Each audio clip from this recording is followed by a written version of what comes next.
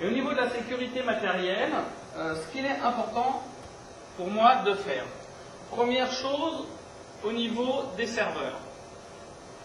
Je pense que vous avez dans vos centres des architectures avec un serveur. Ce qui est important de gérer au niveau des serveurs, c'est le serveur, c'est l'écran, c'est le clavier. On va faire un petit peu quand même.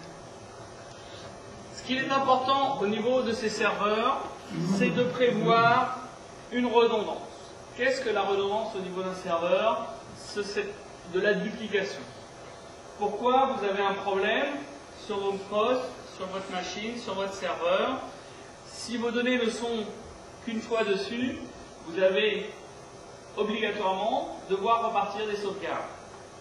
Il existe énormément de solutions aujourd'hui, depuis hier, avant-hier, je veux dire, ce ne sont pas des choses qui datent d'aujourd'hui, mais c'est des choses qui sont importantes de prendre en compte. La première des sécurités et des dédoublements que l'on va avoir, ça va être déjà de dissocier sur le serveur le disque système qui va prendre tout le système, donc tout ce qui va être le Windows, si c'est sous Windows, qui va être n'importe quel système que vous pouvez avoir, et les données. Que les données soient séparées du disque système. Pourquoi? Si on a des attaques, si on a des problèmes, très souvent, le problème ne sera que sur un des deux. Et très souvent, on va avoir des problèmes sur le disque système. Une mise à jour automatique du serveur qui va se faire, qui va mal se faire, et le système va tomber en panne. On doit remonter un système rapidement. Si vos données sont sur le même disque, ça pose des problèmes, c'est beaucoup moins rapide pour intervenir. Ensuite, si on doit restaurer simplement des données, si c'est sur le même disque que le système, ça va être excessivement long, parce que la sauvegarde va devoir remonter que certains éléments, alors que si on a un disque séparé, on va pouvoir remonter tout le disque, et donc on va pouvoir travailler beaucoup plus rapidement. Alors c'est des choses très simples, il suffit de voir avec vos prestataires informatiques quand vous en avez, ou alors vous, si c'est vous qui faites les responsables informatiques, si c'est eux qui font directement l'architecture, l'implantation de ce qu'ils veulent, que vous travaillez bien avec ce type de séparation du système et des données.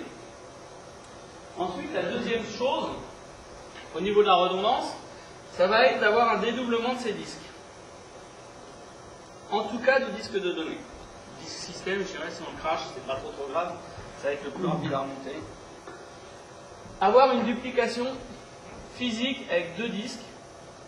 Alors ces deux disques qui vont être en mirroring, c'est-à-dire que dès que quelque chose s'écrit dessus, ça va s'écrire sur l'autre. Je suppose que pas mal de personnes en ont parlé, c'est pas des choses neuves, c'est ce qui s'appelle le RAID.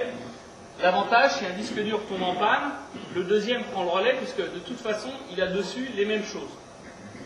Alors suivant le type de RAID, si on tombe un disque dur en panne, on peut le retirer, en mettre un autre. Alors soit les machines en fonction, soit en les éteignant. Les différences principales sont là. Et le disque neuf va se reconstruire à partir de l'autre. Et on va retomber avec deux disques en fonction. L'avantage est quand même important. Votre disque dur tombe en panne, il est mort. Pourquoi on ne sait pas? Une surtension, un problème sur le disque. Vous travaillez toujours sur l'autre. Vous avez juste un message qui vous dit que le disque est mort. Au pire, suivant les fonctions de RAID, on éteint le serveur, on remet un disque neuf, on redémarre. Vous avez pu continuer à travailler jusqu'à l'extinction du serveur sans problème. Les disques sont reconstruits, on retravaille. C'est complètement transparent pour vous. Vous ne perdez pas vos données. Ça, c'est quand même, je dirais, des choses qui sont importantes. Alors, une petite chose que m'a fait rajouter Xavier Onduleur, je pense que on le ravage depuis très longtemps, l'alimentation électrique d'un serveur doit être sur un onduleur. C'est indispensable. Qu'est-ce que l'onduleur?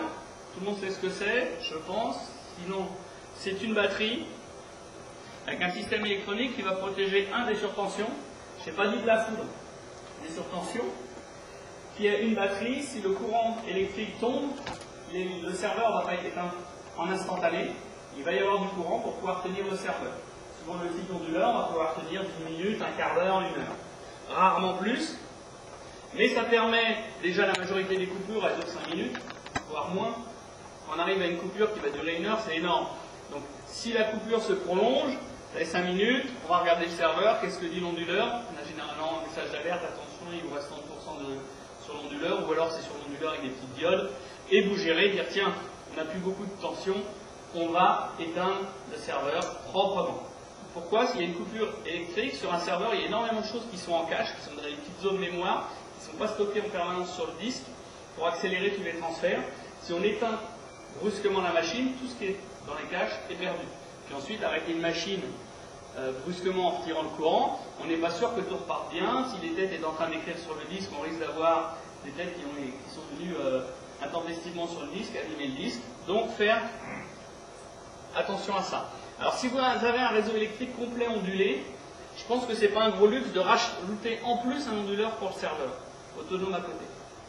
C'est des centres qui vont avoir un réseau électrique un peu moderne pour avoir un onduleur global avec des petites prises rouges, il faut des petits systèmes spéciaux pour pouvoir rentrer les appareils dessus. Auquel cas, rajouter un petit onduleur en plus sur le serveur, ça vous coûtera le prix de l'onduleur, c'est tout, mais c'est une sécurité en plus. C'est vrai que dans la sécurité, on en met toujours plus, mais plus on en a, mieux c'est, et c'est un petit truc pas trop cher, et qui va quand même gérer pas mal, enlever des problèmes, en tout cas électriques.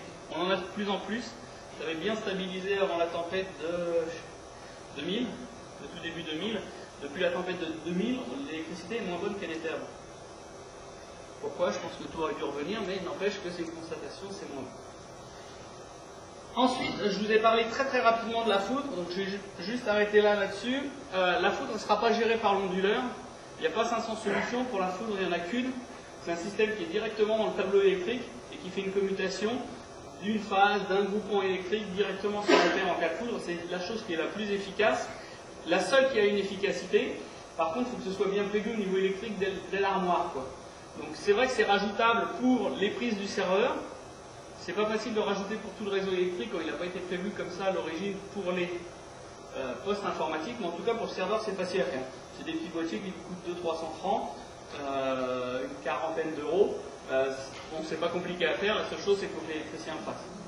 C'est pas des choses où on est à même de faire soi-même. Ça marche bien tant que la foudre ne tombe pas directement sur le bâtiment, même quand c'est directement sur le bâtiment, normalement ça doit commuter assez rapidement. C'est capable de passer une vingtaine de milliers d'ampères, donc c'est quand même quelque chose d'important, en quelques millisecondes sur la Terre, donc normalement ça évite les problèmes.